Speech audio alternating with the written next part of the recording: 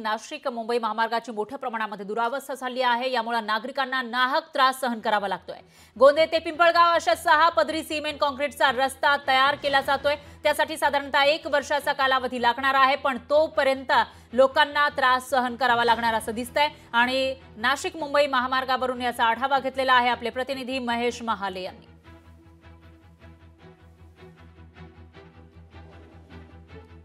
नाशिक ते मुंबई आणि मुंबई ते नाशिक या प्रवासासाठी सध्या 7 ते 8 तास लागत आहे।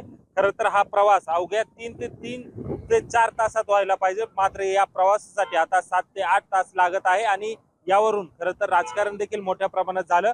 पावसाळी अधिवेशनात अनेक आमदारांनी मंत्र्यांनी देखील नाशिक मुंबई महामार्गाच्या दुरावस्थेसंदर्भात प्रश्न उपस्थित केले आणि याचं काम लवकरात लवकर करावे अशी मागणी देखील करण्यात आलेली होती। तर ठेकेदारांवर देखील कारवाईचे जे आदेश होते ते मंत्र्यांनी दिलेले होते। आपल्या सोबत या ठिकाणी या कामाचे जे ठेकेदार आहेत ते आहे, आपण त्यांना विचारा। सर, आता हा रस्त्याचं काम चालू आहे, साधारणतः कधी पर्यंत पूर्ण होईल?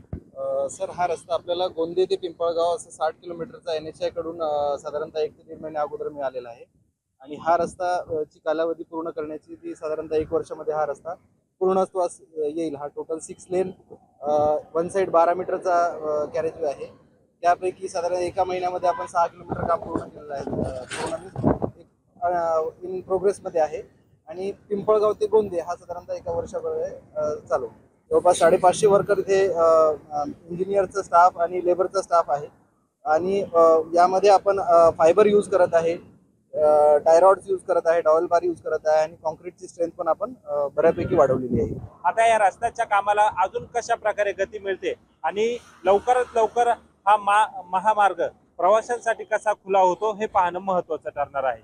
महेश महाले, लोकशाही मराठी, नाशिक। लोकशाही मराठी ऐका, पहा, जागरूक रहा।